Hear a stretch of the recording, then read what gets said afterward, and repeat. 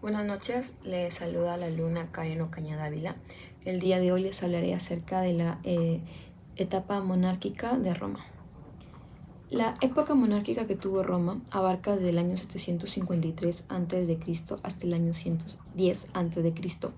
Los datos de la información que tenemos sobre los primeros pobladores de esta época son muy inciertas, pero a través de leyendas sabemos la existencia de los primeros pobladores que ocuparon la península itálica. Existieron 7 poblaciones, las que fueron las que más destacaron. Entre ellas tenemos 3, que fueron los etruscos, quienes se autodenominaban resenas. Ellos fueron excelentes comerciantes marítimos, ya que tenían embarcaciones muy grandes. Además se dedicaron a la orfebrería, comercializando el hierro y el cobre. Ellos construyeron sus casas de arcilla y sus templos de piedra. Los etruscos se ubicaron en la zona norte de lo que fue la península itálica. Tenemos como segunda población que más destacó a los sabinos. Ellos eran una población que se dedicó a la ganadería. Los sabinos se dividieron en sabinos internos, que se dedicaron al comercio, pero que culturalmente estaban en desbalance con los sabinos tiberinos, los cuales destacaron en las construcciones de sus casas o monumentos. Tenemos a los latinos. Ellos ocuparon la zona central, la zona céntrica. Y los latinos, a diferencia de los dos anteriores, se destacaron y diferenciaron porque tuvieron un apego en lo que fue la legalidad, la cual ellos utilizaban tanto en su vida pública como en su vida privada.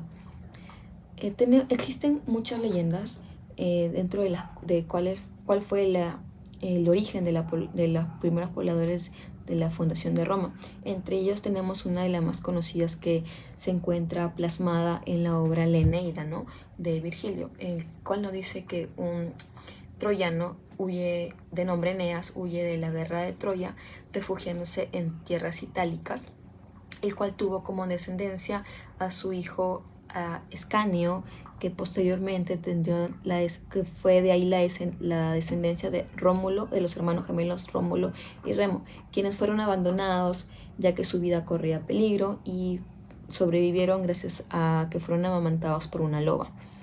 Entonces, Roma ya constituida, cuando estos 7 pueblos se constituyen como una ciudad-estado, fundaron Roma a las orillas del río Tíber, ¿no?, donde existían varias colonias.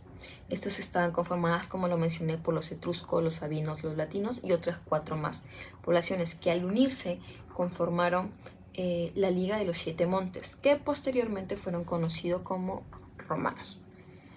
La sociedad de Roma, como otras sociedades a lo largo de la historia, existieron ahí diversas diferencias y conflictos entre las clases sociales. Tenemos a los patricios, o también llamados gentiles, quienes eran la clase descendiente de seres míticos, ¿no? Era la clase social alta. Ellos tenían el poder político, el poder político, en el cual ocupaban cargos bastante importantes, ¿no? Ellos eran las clases dominantes, el cual estaban bajo la autoridad de un pater familias. Ellos gozaban de muchos privilegios, tanto fiscales, judiciales, políticos y sobre todo culturales. Por el otro lado, por la otra cara de la moneda, tenemos a los plebeyos, o que era la plebe, era la clase plebe. Ellos estaban dedicados a la ganadería, a la artesanía, no gozaban de privilegios, carecían de derecho. Recalquemos que sí eran hombres libres, pero que se les prohibía la participación en lo que era política. No podían casarse con un patricio o pertenecer al ejército. No olvidemos también algo muy importante, que fueron los esclavos, que eran gente que no era libre y que no tenía derechos. Al esclavo que se le concedía la libertad era llamado liberto.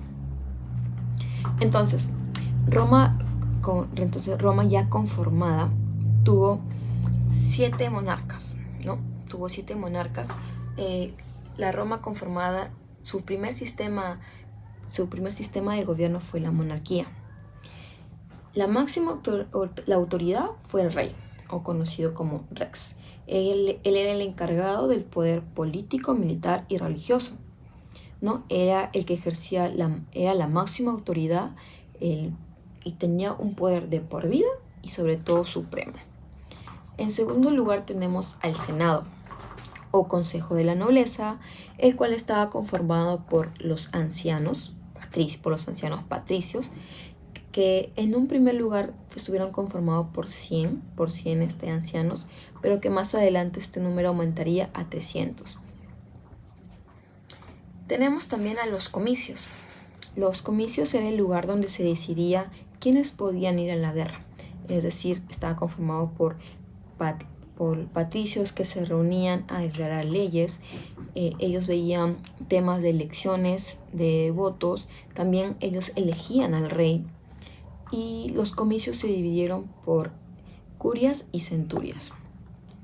En el caso de las curias era como un poder legislativo que fue la más antigua, que eran conformados por ciudadanos, por agrupación de pobladores, que al juntarse se les conocía como pueblo o populus, ¿no? Donde se incluían tanto patricios y plebeyos. El mismo crecimiento de Roma hizo que de las curias hizo que hicieran reformas en las clases, en la sociedad. Entonces ahí es donde aparecen las centurias, lo cual bajo el reinado de Servio Tulio, monarca que más adelante vamos a mencionar, comenzó a hacer un censo económico y a dividir las clases sociales, ¿no? Convirtiendo a las centurias como una unidad de voto, es decir, el poblador que tenía más de 100.000 haces o monedas tenía la preferencia, ocupaba la primera clase en la sociedad y siempre tenía las preferencias, y eso iba así sucesivamente. Entonces, por consiguiente, quien tenía más poder eran los que tenían más monedas. O sea, no cambiaba o se diferenciaba en nada las diferencias en las clases sociales. Como mencioné, Roma tuvo 7 monarcas. El primer monarca fue Rómulo, quien después de cometer fratricidio asesinando a su hermano Remo en el año 753 a.C., quedó como sucesor al trono. Rómulo tuvo bastantes batallas, ya que cometió abusos y improperios y vejámenes con otras poblaciones que aún no se anexaban al imperio romano que se estaba formando. Entonces, claro ejemplo tenemos cuando organizó una reunión con Sabinos, el cual incluyó a sus esposas. Entonces lo que hizo Rómulo fue matar a todos los sabinos varones y quedarse con las mujeres para después ultrajarlas y seguir procreándose, ¿no? El segundo rey fue Nuna Pompilio, quien fue un monarca, a diferencia de los otros, muy religioso y muy pacífico. Él instituyó lo que fue el pontificiado y construyó los primeros templos para los dioses romanos. Como tercer monarca sucedió al trono el rey Tulio Hostilio. Fue un rey muy guerrero. Construyó el templo de la Curia Hostilia, que más adelante sirvió como centro de reunión del Senado. El cuarto rey fue Ancomarcio. Él construyó el puerto de la Ostia, donde se comenzó a comercializarse lo que era la sal, la cual era utilizada para perseverar los alimentos. Asimismo, se usó como un medio de pago. Es por eso que surge la palabra salario, que proviene de la sal. Quinto rey tenemos a Tarquinio Prisco, o también conocido como Tarquinio el Antiguo. Con él llegaron las reformas de ampliar el ejército y también el senado, como de 100 a 300, como se mencionó antes. Además, él crea los Juegos Deportivos Romanos y la carrera de caballos.